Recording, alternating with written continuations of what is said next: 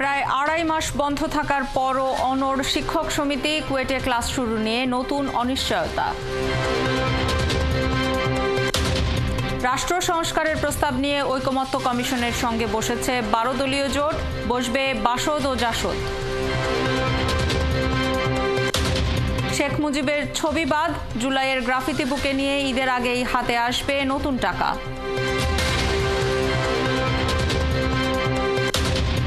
এবার বাংলাদেশি এক কিশোরের সংগ্রামের গল্প শুনবে বিশ্ব। কানে যাচ্ছে আলী, আসা যাওয়ার খরচ দেবে সরকার। মেজর লিগ সকারে লিওনেল মেসির দুর্দান্ত গোল, 4 ম্যাচ পর জয়ে ফিরল ইন্টার মায়ামি।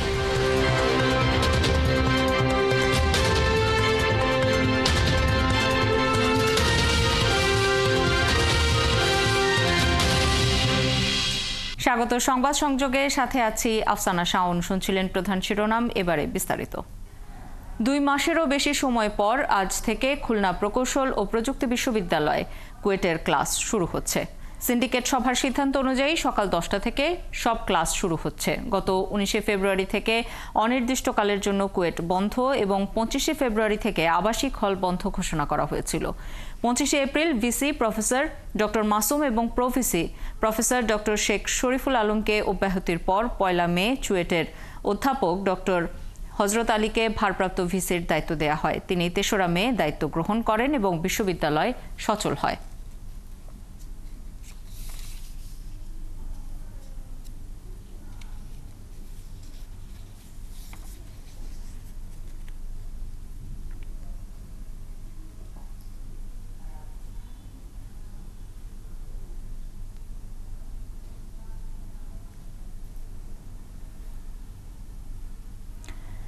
দেশের সব রাজনৈতিক দলের সাথে আলোচনা শেষে জাতীয় সনদ তৈরি ঐকমত্য কমিশনের লক্ষ্য বলে জানিয়েছেন সহসভাপতি ডক্টর আলী রিয়াজ।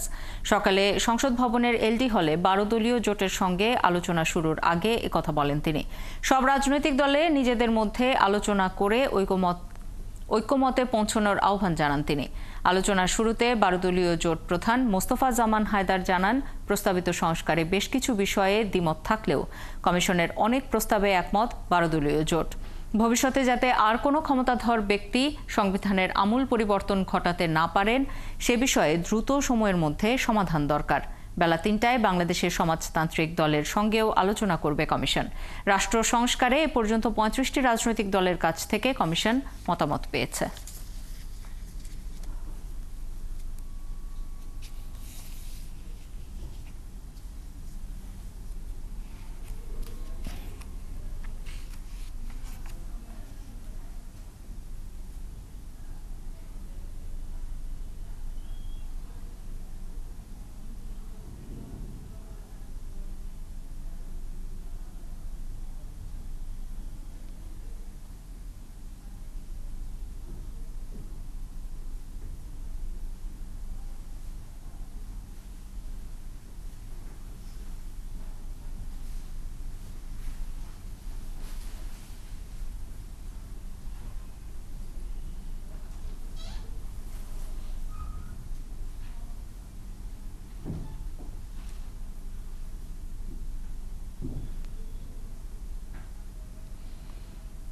রাষ্ট্র সংস্কারের লক্ষ্যে গঠিত সংস্কার কমিশনগুলোর সুপারিশ বাস্তবায়নে বিভিন্ন রাজনৈতিক দলের সঙ্গে জাতীয় ঐকমত্য কমিশনের আলোচনা চলছে। এরই ধারাবাহিকতায় এখন বৈঠক করছে 12 দলীয় জোটের নেতারা। সেখানে আছেন সহকর্মী ফরহাদ ইবনে মালেক। আরো তথ্য জানাতে যোগ দিচ্ছেন আমাদের সাথে। ফরহাদ, বৈঠকে 12 দলীয় জোটের কোন কোন নেতা এসেছেন? আজকের আলোচনায় কি কি বিষয়ে গুরুত্ব দেওয়া হতে পারে?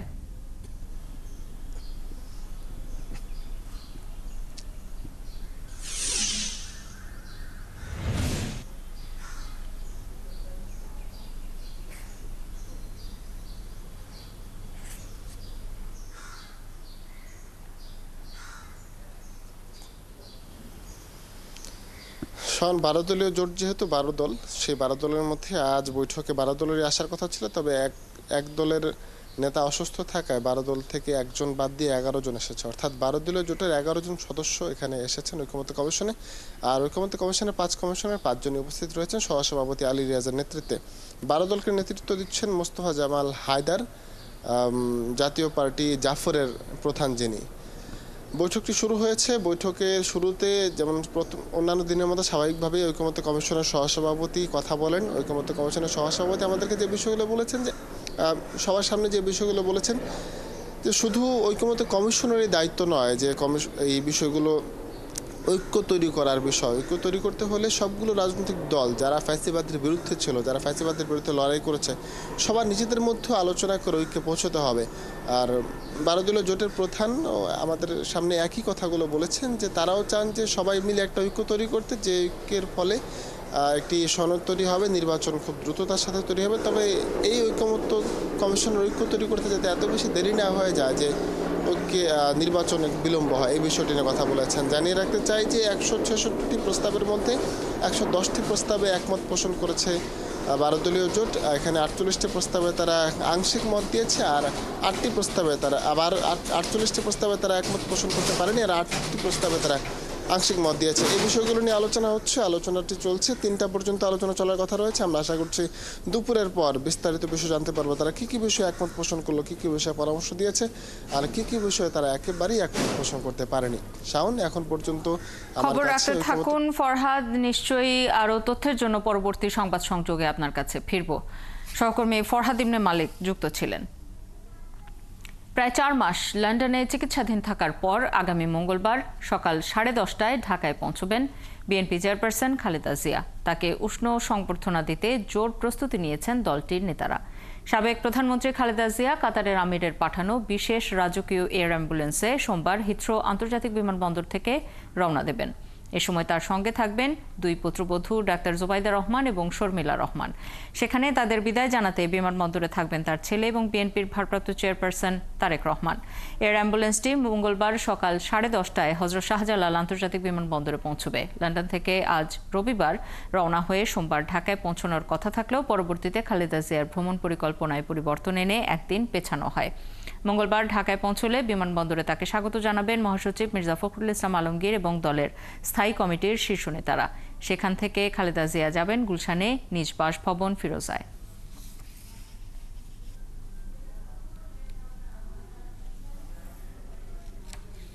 কবে আসছে নতুন টাকা? এ মাসেই নাকি আরও দেরি হবে? নকশাটাই বা কেমন হবে? টাকায় আকার বা কাগজের মান ঠিক থাকবে তো? এমন নানা প্রশ্নের উত্তর দিয়েছেন বাংলাদেশ ব্যাংকের মুখপাত্র আরিফ হোসেন খান। যদিও বাংলাদেশ ব্যাংকের তথ্য অনুযায়ী প্রতি বছর বিভিন্ন মূল্যমানের 150 কোটি পিস নতুন টাকার চাহিদার বিপরীতে টাকশাল ছাপাতে পারে 120 কোটি পিস। অবশ্য 2023-24 অর্থ বছরে টাকশাল বিভিন্ন মূল্যমানের 105 কোটি পিস নতুন নোট ছাপে। অনুপথিকারী তরুণ জানাচ্ছেন বিস্তারিত। জুলাই বিপ্লবে পট পরিবর্তনের পর থেকেই প্রায় জাতীয় দাবিতে পরিণত হয়েছে নতুন টাকা ছাপাতে হবে এবং সেই টাকায় থাকতে হবে জুলাই বিপ্লবের গ্রাফিতি। গেল ঈদেই পূর্বের নকশায় নতুন টাকা ছাড়তে চেয়েছিল বাংলাদেশ ব্যাংক, দিনক্ষণও ঠিক করেছিল, কিন্তু সেটি থেকে সরে এসেছিল কেন্দ্রীয় ব্যাংক। এখন বাজারে যে নোটগুলো আছে তার অধিকাংশই ছেঁড়া ময়লা, যেগুলো দিয়ে পট পরিবর্তনের পূর্বে ছাপা টাকা বদল করতে বাড়তি দিতে হচ্ছে সর্বোচ্চ 50%। তাহলে ঠিক কবে আসবে 9 প্রকারের নতুন নোট? আমাদের টার্গেট তো ছিল এন্ড অফ দ্য মে, যে আমরা ছাড়া শুরু করব, ইস্যু করা শুরু করব। কারণ ছাপানো কমপ্লিট হয়ে গেলে ইস্যু করাটা তো শুধু 1-2 দিনের ব্যাপার। গাজীপুর থেকে এখানে আসবে, গভর্নর ইস্যু করে দিবে। যে এত বড় একটা বিপ্লব ঘটে গিয়েছে, এরপরেও যদি আমরা পূর্বের ধারাবাহিকতাতে বজায় রাখি তবে সমাজে অবশ্যই বিরূপ একটা প্রভাব পড়বে। শুধু তাই না, বাংলাদেশ ব্যাংক নিজেও খুব একটা সন্তুষ্টি অর্জন করতে পারত না। তখন সিদ্ধান্ত নিল সাময়িকভাবে জনগণের কষ্ট হবে, প্রচুর যে নোটগুলো মার্কেটে ইস্যু করা আছে তার মান যত নিম্নই হোক, এই নোট দিয়ে আপাতত চলবে। আমরা নতুন 9 প্রকারের নোট নতুন ডিজাইন করে মার্কেটে ছাড়বো। টাকার নকশা, আকার ও কাগজের মান নিয়েও কথা বলেন বাংলাদেশ ব্যাংক মুখপাত্র। 5ই আগস্টের যে বিপ্লব, সেই বিপ্লবের প্রতিফলন এই ছবিতে থাকবে। সেই সাথে আমাদের দেশের যে ঐতিহ্য সেগুলো তো থাকবেই। টাকার সাইজ অপরিবর্তিত থাকবে, এটা তারা মানে আমরা আমাদের যে কারেন্সি ম্যানেজমেন্ট ডিপার্টমেন্ট এবং একই সাথে সিকিউরিটি প্রিন্টিং প্রেস সূত্রে জানতে পারলাম কাগজের মাল নিয়ে তারা বলে যে এই ব্যাপারে আমরা কোনো মন্তব্য করছি না, মাল সম্পন্ন কাগজেই নোট ছাপানো হবে। গত ফেব্রুয়ারিতে বাজারে ছিল 3,74,602 কোটি টাকার নোট। এর মধ্যে 2,71,495 কোটি টাকা ছিল মানুষের হাতে। ব্যাংকের ভল্টে ছিল 26,887 কোটি টাকা এবং বাংলাদেশ ব্যাংকের ভল্টে ব্যাংকগুলোর জমা ছিল 76,220 কোটি টাকা। অনুপ অধিকারী, তরুণ, ৭১, ঢাকা।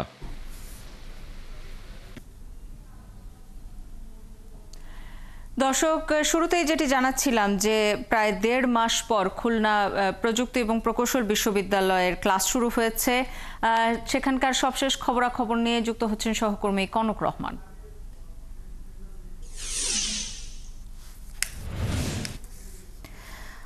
কনক, যেটি জানতে চাই সেটি হচ্ছে ক্লাস পুরোপুরিভাবে শুরু হয়েছে কিনা এ বিষয়ে শিক্ষার্থীরা এবং শিক্ষকরা কি বলছেন?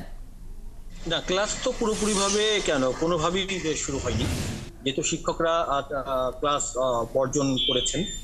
এই কারণে ক্লাস আজকে থেকে শুরু হওয়ার কথা থাকলেও সেটা শুরু হয়নি এবং আমরা বেশ কিছু ক্লাস কক্ষ আমরা ঘুরেছি সকাল থেকে। বেশ কিছু ক্লাসে তালা ঝুলছে এবং বেশ কিছু ক্লাস আবার খোলা রয়েছে, কিন্তু সেখানে কোনো শিক্ষার্থী নেই। শিক্ষকরা যে কথাটা বলছেন সেটা হচ্ছে গত 18ই ফেব্রুয়ারি ক্যাম্পাসে বিশৃঙ্খলাকারী সহ শিক্ষকদের লাঞ্ছিত করার ঘটনার সাথে জড়িতদের সুষ্ঠু বিচার নিশ্চিত না হওয়া পর্যন্ত শিক্ষকরা একাডেমিক কার্যক্রম থেকে বিরত থাকার সিদ্ধান্ত নিয়েছে। এই কথাটা বলেছেন শিক্ষক সমিতির সাধারণ সম্পাদক। তার সাথে ব্যক্তিগতভাবে আমি কথা বলেছি ঘণ্টাখানেক আগে। তিনি বলেছেন যে তাদের দাবি না মানা পর্যন্ত, অর্থাৎ সুষ্ঠু বিচার না হওয়া পর্যন্ত তারা কেউ ক্লাস যাবে না, ক্লাস করার থেকে বিরত থাকবেন। এদিকে যারা আন্দোলনরত ছিলেন শিক্ষার্থীরা, তাদের সাথে কথা বলেছি। তারা বলেছেন যে শিক্ষকদের যেই দাবি, সেই দাবির সাথে তারা একমত কি দ্বিমত সেটা বড় কথা না।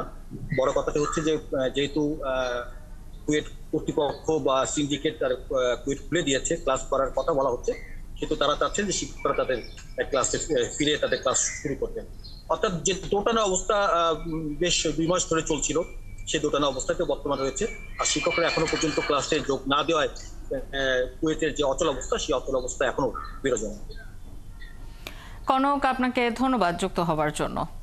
নারায়ণগঞ্জের সিদ্ধিরগঞ্জে তুচ্ছ ঘটনাকে কেন্দ্র করে ইয়াসিন নামে এক কিশোরকে ছুরিকাঘাত করে হত্যা করেছে কিশোর গ্যাংয়ের সদস্যরা।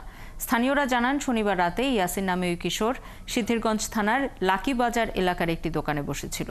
এ সময় কিশোর গ্যাংয়ের সদস্যরা এসে ইয়াসিনকে দোকান থেকে চলে যেতে বলে। এ সময় ইয়াসিনের সাথে তাদের কথা কাটাকাটি শুরু হয়। এক পর্যায়ে ইয়াসিনকে ছুরি দিয়ে আঘাত করে তারা। পরে স্থানীয়রা গুরুতর আহত অবস্থায় তাকে উদ্ধার করে। ইয়াসিনকে হাসপাতালে নিয়ে গেলে চিকিৎসক তাকে মৃত ঘোষণা করেন। রাজবাড়ীর পাংশায় পূর্বশত্রুতার জেরে রাশেদুল ইসলাম নামে এক যুবদল কর্মীকে কুপিয়ে ও পিটিয়ে হত্যার অভিযোগ উঠেছে প্রতিপক্ষের বিরুদ্ধে। শনিবার বিকেলে ফরিদপুর মেডিকেল কলেজ হাসপাতালে চিকিৎসাধীন অবস্থায় তার মৃত্যু হয়। পাট্টা ইউনিয়ন বিএনপির সাবেক সভাপতি জহুরুল আলম বিশ্বাস জানান, পূর্বশত্রুতার জের ধরে শনিবার সকালে স্থানীয় রফিক, খালিদ, সিন্টু, সুমন, সাদ্দাম, ইসলাম সহ 20 থেকে 25 জন রাশেদুলের উপর হামলা চালায়। তারা তাকে পিটিয়ে এবং ধারালো অস্ত্র দিয়ে কুপিয়ে হত্যা করে। এই ঘটনায় উত্তেজিত এলাকাবাসী প্রতিপক্ষ সুমন হোসেনদের বাড়িতে আগুন ধরিয়ে দেয়। পরে ফায়ার সার্ভিস গিয়ে আগুন নিয়ন্ত্রণে আনে। রাজবাড়ীর সহকারী পুলিশ সুপার দেবব্রত সরকার জানান, এলাকায় পর্যাপ্ত পুলিশ সদস্য মোতায়েন আছে। পাশাপাশি অপরাধীদের আইনের আওতায় আনতে অভিযান চলছে।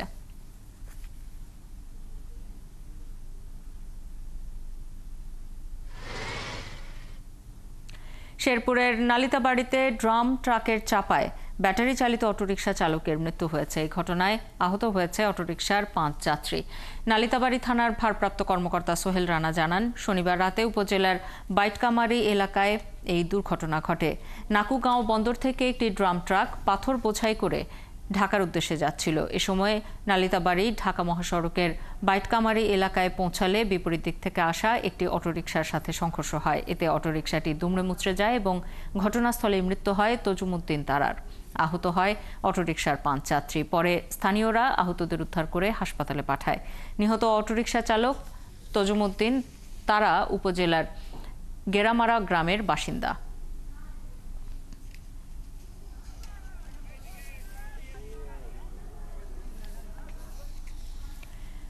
গ্রীষ্মের তীব্র গরমে পানির সংকটে বিপর্যস্ত খাগড়াছড়ি জেলার মাটিরাঙ্গা উপজেলার দুর্গম গ্রাম হাজাপাড়া। নেই গভীর নলকূপ, পানি সংরক্ষণের কোনো ব্যবস্থাও নেই। ত্রিপুরা সম্প্রদায়ের প্রায় ৬০০ মানুষকে পানির জন্য প্রাণান্ত পরিশ্রম করতে হচ্ছে। দুর্গম হাজাপাড়া ঘুরে এসে সহকর্মী রূপায়ণ তালুকদারের প্রতিবেদন। খাগড়াছড়ির দুর্গম উপজেলা মাটিরাঙ্গা, সেখানকার প্রত্যন্ত গ্রাম হাজাপাড়া। উপজেলা সদর থেকে ১.৫-২ ঘন্টার পায়ে হাঁটা পথ। সারা বছর তাদের কুয়া, ছড়া, গিরি, ঝিরি ও নালার পানি খেতে হয়। শুকনো মৌসুমে সেই ছড়া, নালা, গিরি, ঝিরি শুকিয়ে গিয়ে পানির সংকট তীব্র হয়। কোনো গভীর নলকূপও নেই গ্রামটিতে, নেই পানি সংরক্ষণেরও ব্যবস্থা। আমাদের গ্রামে একটু খুব পানি কষ্ট, পানি খুব খাতরা হয়েছে, একটু খাইলে আমি একটু অসুবিধা হয়। মেয়েরা সরার পানি তুলে কষ্ট করে আনতে লাগে, তাই এ সময়ে আমাদের গ্রামে কোনো পানিও নাই। এই পানি তো খুব খারাপ, আমাদের গ্রামে বাচ্চা টাচা খাইলে অসুস্থ হয়ে যায়। পানির কারণে মহিলারা বা পুরুষরা অনেক কষ্ট করছে, গ্রামে থেকে আধা কিলো হেঁটে এসে পানি নিতে হচ্ছে। স্থানীয় ইউপি সদস্য জানান, ভরা গ্রীষ্মে পানি সংকটের স্থায়ী সমাধান প্রয়োজন। নির্দলীয় সরকার যদি আমাদের এই এলাকার যদি একটু নজর দেয়, তাহলে আমরা সেই পানির থেকে এবং যোগাযোগ অবস্থা থেকে আমরা ডিরেকশন পাব। আন্তর্জাতিক মাতৃভাষা জাতীয় পদকপ্রাপ্ত ভাষা গবেষক মথুরা বিকাশ ত্রিপুরার কণ্ঠে আকুতি ঝরে নিজ গ্রামের জন্য। দাবি জানান যোগাযোগ ব্যবস্থার উন্নয়নের। যোগাযোগ ব্যবস্থা উন্নত করা দরকার এবং যোগাযোগ ব্যবস্থা উন্নত করার মধ্য দিয়ে এখানে অন্যান্য ইনফ্রাস্ট্রাকচারগুলো কাজ করা দরকার এবং এখানে একটা এই যে কমিউনিটি ক্লিনিক হতে পারে। তারপরে এখানে যে পানির ব্যবস্থা, এখানে প্রায় ৮০ পরিবারের বেশি মানুষ এখানে বসবাস করে, তাদের জন্য কোনো একটাও এখানে টিউবওয়েল নাই। এ বিষয়ে জেলা প্রশাসক জানান, গোমতী হাজাপাড়া গ্রামের সুপেয় পানি সংকট সমাধানে বিশেষ কিছু পরিকল্পনা নেওয়া হয়েছে। যে সুপেয় পানির সংকট রয়েছে সেটি নিয়ে আমাদের বেশ কিছু পরিকল্পনা রয়েছে এবং আমরা কাজ করছি। আশা করছি যে আমরা খুব শীঘ্রই একটা কর্মপরিকল্পনা নিয়ে এই বিষয়ে একটি ভালো ফলাফল পেতে। হাজাপাড়া গ্রামে ১২০ ত্রিপুরা পরিবারের প্রায় ৬০০ মানুষ বাস করে। হাসান আহমেদ, ৭১। ৯ কোটি টাকা ব্যয় বাড়ানোর দাবিতে ৮ মাস ধরে কাজ বন্ধ খুলনার গল্লামারী ব্রিজের। কিন্তু সড়ক বিভাগ বলছে অতিরিক্ত অর্থ নয়, নির্ধারিত ব্যয়ে শেষ করতে হবে কাজ। এই জুনে কাজ শেষ হওয়ার কথা ছিল, কিন্তু সহজ কর্মকর্তারা বলছেন কাজ হয়েছে মাত্র ১৫ ভাগ।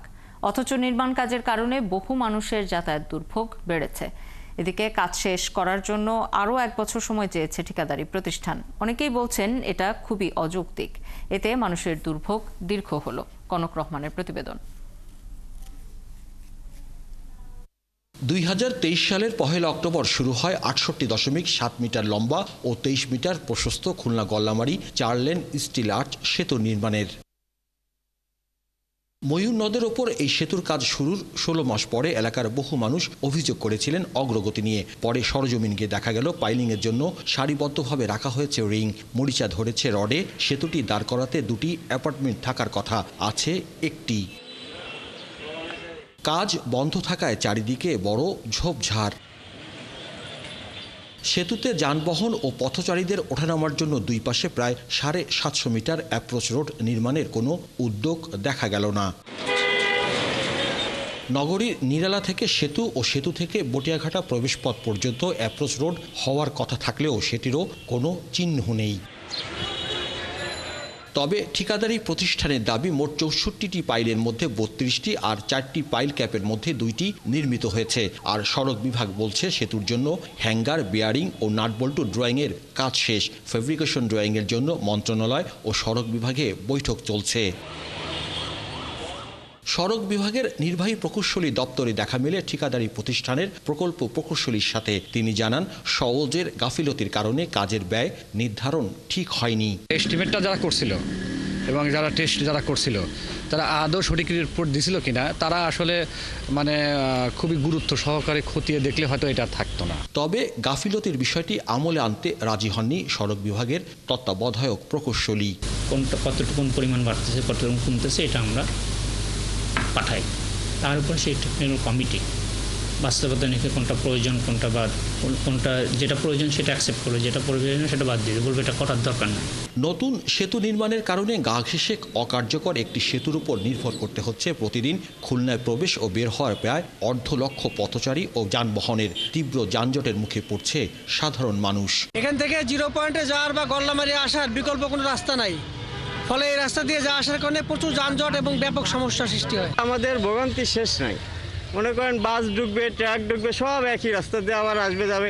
বিশেষ করে 6টা-7টার দিকে যখন অফিস আওয়ার শেষ হয় তখন মনে করেন যে এখানে যে জ্যাম সৃষ্টি হয়, তখন ঢাকা শহরে কম। বাজেট যেখানে কম সেখানে কেন টেন্ডার দিয়েছিল, আর সে টেন্ডার দিয়ে কাজ পাওয়ার পর কেন কাজ আটকে রাখা, এরকম প্রশ্ন করলে কোনো যৌক্তিক জবাব দিতে পারেননি ঠিকাদারি প্রতিষ্ঠানের লোকজন। কনক রহমান, ৭১, খুলনা। শেরপুর সীমান্তে হাতির উপদ্রব বাড়ছে। চলছে ধানের মৌসুম, তাই তাণ্ডবের আতঙ্কে আছেন কৃষকরা। ভয়ে আধা পাকা ধান ঘরে তুলছেন বেশিরভাগ কৃষক। দল বেঁধে কৃষকরা হাতি তাড়ানোর জন্য ঢাকঢোল বাজাচ্ছেন, জ্বালাচ্ছেন মশাল। তবে প্রতিদিন কোনো না কোনো এলাকায় হাতির উৎপাতের তথ্য পাওয়া যাচ্ছে। শাকিল মুরাদের তথ্য ছবিতে প্রতিবেদন। শেরপুরের সীমান্তের ওপারে ভারতের পাহাড়ি রাজ্য মেঘালয়। সে পাহাড় থেকে প্রায়ই শেরপুরের সমতলে নেমে আসে হাতির পাল, নষ্ট করে কৃষকের কষ্টের ফসল। শ্রীবর্দী, ঝিনাইগাতি ও নালিতাবাড়ী উপজেলায় রাত জেগে ঢাকঢোল আর মশাল জ্বালিয়েও থামছে না বন্য হাতির দল। বাধ্য হয়ে আধা পাকা ধান কাটছেন কৃষক। হাতির যন্ত্রণা, গত বছর তাও একটু নিরাপদে ছিলাম, এই বছর একটা দিনও আমরা রাত্রে বহু পোলাপান নিয়ে ঠিক মতো ঘুমাইতে পারতেছি না। খুবই অত্যাচার হইতেছে, রাত্রে বেলায় আমরা ঘুমাবার পাই না। কাঁচা ধান কাটা নিয়ে দিতেছি, হ্যাঁ ধান পায় নাই, ধান কেবল ভাড়ি শেষ হয়েছে, সেই ধান কাটা বাইতে গরু খেলাইতেছি, কি করবো।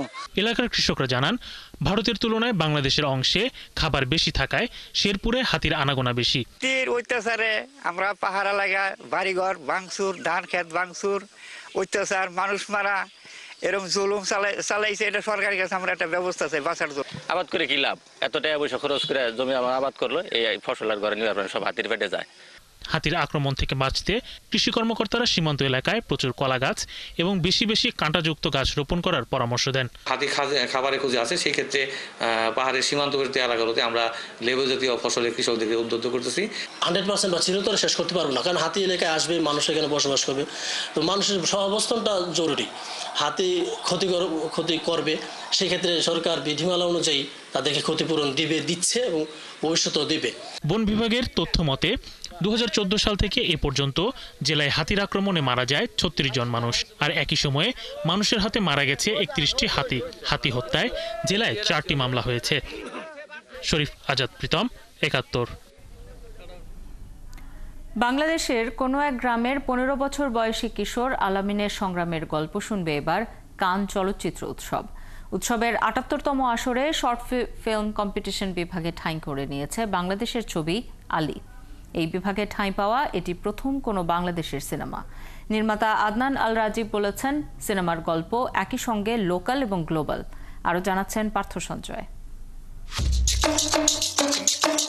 কান চলচ্চিত্র উৎসবের শর্ট ফিল্ম কম্পিটিশন বিভাগে ৪,৭৮১টি সিনেমার মধ্য থেকে নির্বাচিত 11 ছবির অন্যতম আদনান আল রাজীব পরিচালিত আলী।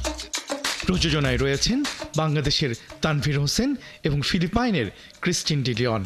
নির্মাতা আদনান তার 15 মিনিট দৈর্ঘ্যের সিনেমায় এমন গল্প বলতে চেয়েছেন যে একই সঙ্গে লোকাল এবং গ্লোবাল। লোকালি গ্লোবাল ছবি, সো এমন একটা আইডিয়া আমরা ক্র্যাক করতে চাচ্ছিলাম যেটা যে কোনো কর্নারে বসে পৃথিবীর এই গল্পটা দেখলে ওর কাছে এটা রেজোনেট করবে। সিলেটের বিভিন্ন লোকেশনে গেল শীতে গল্পটি বুনেছেন আদনান, যেখানে 15 বছর বয়সের কিশোর আলামিনের নিজস্ব যুদ্ধটাকে ধরা হয়েছে সেলুলয়েডে। আদনান বলছেন, পৃথিবীর যে কোনো প্রান্ত থেকে আপনি এই আলামিনকে খুঁজে পাবেন, তার গ্রামকে পাবেন, তার মায়ের যুদ্ধটাও পাবেন। ওর বয়স হচ্ছে এখন 15 বছর। আর আরেকজন ক্যারেক্টার ছিল ইন্দ্রাণী সোমা, উনি হচ্ছেন ওর মা ক্যারেক্টার করেছেন। ওর একটা যুদ্ধ আছে, ওর মার একটা যুদ্ধ আছে, ওদের দুজনের একটা যুদ্ধ আছে, একটা ইন্টারনাল কনফ্লিক্ট আছে। সো ওই গ্রামের একটা কনফ্লিক্ট আছে। মাথায় এটা ছিল আমরা একটা বাংলাদেশি গল্প বলবো, যে বাংলাদেশি গল্পটা সামহাও ইন্টারন্যাশনালি এটাকে অ্যাক্লেম করার মতো এমন একটা আইডিয়া থাকবে, উইচ ইজ বিগার। যারা দেখে বের হবে, আই থিঙ্ক ওরা আমাদের বাংলাদেশের একটা গ্রান পাবে। অ্যাট দ্য সেম টাইম ওরা বিগার আইডিয়াটাও হয়তো পাবে। গেল বছর কানে প্যারালাল ক্রিটিক্স উইকে প্রডিউসার হিসেবে যোগ দিয়েছিলেন আদনান। কানের অভিজ্ঞতা তাকে উস্কে দিয়েছে, মনে হয়েছে যদি পারতেন। আই উইশ আমি এরকম বানাতে পারতাম। আর ওখানে কাজ দেখে I was blown away literally, কারণ ওই কাজগুলো তো নর্মালি আমরা এখানে দেখতে পারি না unless end is bigger feature film. বাকি ফিল্ম তো আমরা ওখানে দেখি। সো ওখানে যখন দেখার পরে মোস্ট অফ দ্য ফিল্ম যখন দেখলাম তখন মনে হলো দিস ইজ ইট, এইগুলো আমি সামহাও আমার মনের বিশ্বাস বা আমি এরকমই আর্ট ক্রিয়েট করতে চাই। 13ই মে শুরু হওয়া উৎসবে 19 মে থেকে থাকছে শর্ট ফিল্ম কম্পিটিশন। 25 মে উৎসবের সমাপনী দিনে জানা যাবে এই বিভাগে লড়াই করা 11 ছবির মধ্যে কোন ছবি জিতেছে পাম দ্য অর। পার্থ সঞ্জয়, 71, ঢাকা। দক্ষিণ সুদানের উত্তরের শহর ওল্ড ফ্যাঙ্গাকের একটি হাসপাতালে বিমান হামলায় নিহত হয়েছে অন্তত 7 জন, আহত হয়েছে আরও 20 জন।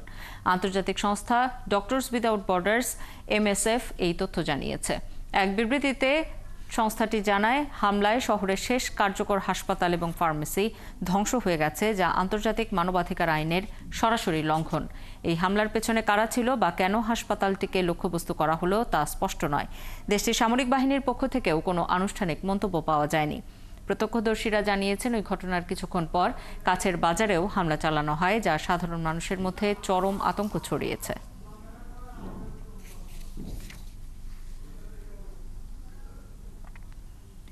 ফিলিস্তিনের অবরুদ্ধ গাজা ভূখণ্ডে ইসরায়েলি হামলায় একদিনে কমপক্ষে 39 ফিলিস্তিনি নিহত হয়েছেন। এদের মধ্যে 3 শিশু রয়েছে। আহত হয়েছেন আরও অনেকেই। এতে করে অবরুদ্ধ এই উপত্যকায় নিহতের মোট সংখ্যা প্রায় 52,500 জনে পৌঁছে গেছে। শনিবার দিনভর উপত্যকা জুড়ে হামলা চালায় ইসরায়েলি বিমান বাহিনী। স্বাস্থ্য মন্ত্রণালয়ের তথ্য অনুযায়ী গত 18 মার্চ থেকে গাজায় নতুন করে শুরু হওয়া ইসরায়েলি বিমান হামলায় এখন পর্যন্ত 2,396 জন ফিলিস্তিনি নিহত এবং আরও 6,325 জন আহত হয়েছেন। ইসরায়েলের বর্বর এই হামলা চলতি বছরের জানুয়ারিতে কার্যকর হওয়া যুদ্ধবিরতি চুক্তি ভেঙে দিয়েছে।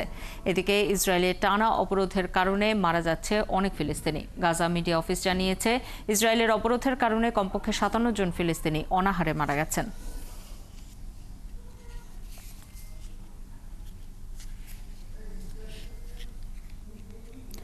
ইসলামিক স্টেটের আফগান শাখাকে পরাস্ত করতে তালেবান সরকারকে সহায়তা করার সিদ্ধান্ত নিয়েছে রাশিয়া। একথা বলেছেন আফগানিস্তানের মস্কোর বিশেষ প্রতিনিধি। ইসলামিক স্টেটকে মস্কো ও কাবুল উভয়ের শত্রু হিসেবে আখ্যা। ভারতের সাথে উত্তেজনার মধ্যেই ব্যালিস্টিক ক্ষেপণাস্ত্রের সফল পরীক্ষা চালিয়েছে পাকিস্তান, যা সার্বিক পরিস্থিতিকে যুদ্ধের আরও কাছাকাছি নিয়ে গেছে। এদিকে ভারত পাকিস্তানের যে কোনো সময় হামলা চালাতে পারে এমন শঙ্কা প্রকাশ করছেন পাকিস্তানিরা। তাই কাশ্মীরের নিয়ন্ত্রণ রেখার কাছে বসবাসকারী বাসিন্দারা এরই মধ্যে বাংকার নির্মাণ শুরু করেছেন। আরও জানাচ্ছেন ঋতু সাহা।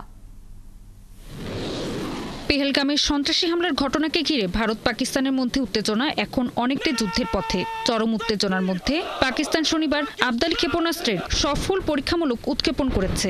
বিশেষ এই ক্ষেপণাস্ত্র 450 কিলোমিটার দূরে লক্ষ্যবস্তুতে আঘাত হানতে সক্ষম। পাকিস্তান সেনাবাহিনী বলছে, এই উৎক্ষেপণের লক্ষ্য ছিল সেনাদের অপারেশনাল প্রস্তুতি নিশ্চিত করা এবং প্রযুক্তিগত সক্ষমতা যাচাই। ক্ষেপণাস্ত্রের সফল পরীক্ষার জন্য পাকিস্তানের প্রেসিডেন্ট আসিফ আলী জারদারি এবং প্রধানমন্ত্রী শেহবাজ শরীফ ক্ষেপণাস্ত্র পরীক্ষার সাথে জড়িত বিজ্ঞানী ও প্রকৌশলীদের অভিনন্দন জানিয়েছেন। এদিকে যে কোনো সময় পাকিস্তানে হামলা চালাতে পারে ভারত, তাই কাশ্মীরের নিয়ন্ত্রণ রেখার উভয় পাশের মানুষেরাই এখন বাংকার নির্মাণ করছেন। যখন যুদ্ধ হয় আমরা তখন বাংকারগুলো তৈরি করে আমাদের পরিবারকে রক্ষা করি। আমরা সেনাবাহিনীর সাথে আছি, আমরা পাকিস্তানের সাথে আছি, আমরা কোথাও যাচ্ছি না, আমরা এখানেই থাকব। আমাদের শুধু কিছু আশ্রয়ের প্রয়োজন। আমাদের সন্তানরা এখানে আছে এবং শিশুদের রক্ষা করার জন্য আমাদের আশ্রয়ের প্রয়োজন। যদি ভারত পাকিস্তানে হামলা চালায় তবুও পাকিস্তানিরা ঐক্যবদ্ধ থাকবে। আমরা তাদের বিরুদ্ধে লড়াই করব। কেবল আমাদের সেনাবাহিনী নয়, আমাদের জনগণ এবং সমস্ত রাজনৈতিক দল বীরত্বের সাথে ভারতের বিরুদ্ধে লড়াই করবে। ভারত পাকিস্তানের মধ্যে জম্মু ও কাশ্মীর সীমান্ত সবচেয়ে বিপজ্জনক মনে করা হয়। 1949 সালে জাতিসংঘের পক্ষ থেকে একে সিজফায়ার লাইন বা যুদ্ধবিরতি রেখা হিসেবে ঘোষণা করা হয়েছিল। তবে দুই দেশই সিমলা চুক্তির অধীনে একে নিয়ন্ত্রণ রেখা বা LOC বলে।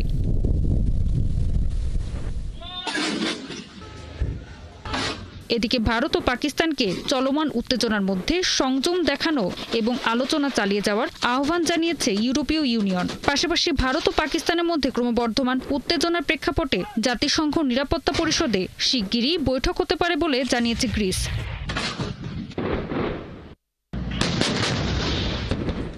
ঋতু সাহা, ৭১।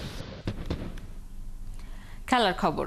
লিওনেল মেসির দুর্দান্ত গোল, ৩ ম্যাচ পর জয়ে ফিরল ইন্টার মায়ামি। মেজর লিগ সকারে ঘরের মাঠে নিউ ইয়র্ক বুলসকে ৪-১ গোলে হারিয়েছে মেন ইন পিঙ্করা। চলতি সিজনে এ নিয়ে ৬ নম্বর জয় তুলে ৪-এ উঠে এলো মেসি বাহিনী। কোহিনুর কণা রিপোর্ট। টানা ৩ ম্যাচ, সময়টা ১৫ দিন। MLS-এ হার, কনকাকাফ চ্যাম্পিয়ন্স কাপের সেমিফাইনাল থেকে বিদায়। চারিদিকে একটাই কথা, কেটে গেছে ঘোর। মায়ামিতে ফুরিয়েছে মেসি ম্যাজিক। মেন ইন পিঙ্কদের আকাশে যে দুর্যোগের ঘনঘটা, তার মূলেই নাকি এলান্টেন। বাউন্স ব্যাক ছাড়া উপায় নাই। মায়ামিকে নিয়ে লিওনেল মেসিকে ফিরতেই হতো। এমন ম্যাচে সুপারস্টার ফিরলেন একেবারে নিজের মতো করে। নিউ ইয়র্ক বুলসের বিপক্ষে এলান্টেনের বাপায়ের জাদুতে আরও একবার তৈরি হলো মেসি মোমেন্ট। ৪ ম্যাচ পর গোলের দেখা পেলেন বিশ্বকাপ জয়ী ফুটবলার। ইন্টার মায়ামির হয়ে সব মিলিয়ে ৫৩ ম্যাচে ৬৩ গোলে অবদান রেখে ফেললেন লিওনেল মেসি। ক্যারিয়ারে গোল নম্বর ৮৫৯। চলতি সিজনে ৭ ম্যাচে ৪ গোল, সাথে ২খানা অ্যাসিস্ট। মেসি একা নন, এই দিনে ৯ ম্যাচের গোলখরা কাটিয়ে ফিরেছেন বন্ধু লুইস সুয়ারেজ। যদিও ইন্টার মায়ামির বড় জয়ের শুরুটা হয় পিকালস আর বেগানসের গোল দিয়ে। ৪-১ গোলের এই বড় জয়ে ১০ ম্যাচে ২১ পয়েন্ট নিয়ে MLS টেবিলের ৪র্থ স্থানে উঠে এসেছে ইন্টার মায়ামি। ২ কনফারেন্স মিলিয়ে তাদের অবস্থান অবশ্য ৫ নম্বরে। MLS-এ পরের ম্যাচে ইন্টার মায়ামির প্রতিপক্ষ মিনেসোটা। কোহিনুর কণা, ৭১। চলছে সংবাদ সংযোগ। সরাসরি সংবাদ অনুষ্ঠান দেখতে চোখ রাখুন ৭১-এর ফেসবুক পেজে এবং সাবস্ক্রাইব করুন ৭১-এর ইউটিউব চ্যানেল। ৭১-এর সাথেই থাকুন।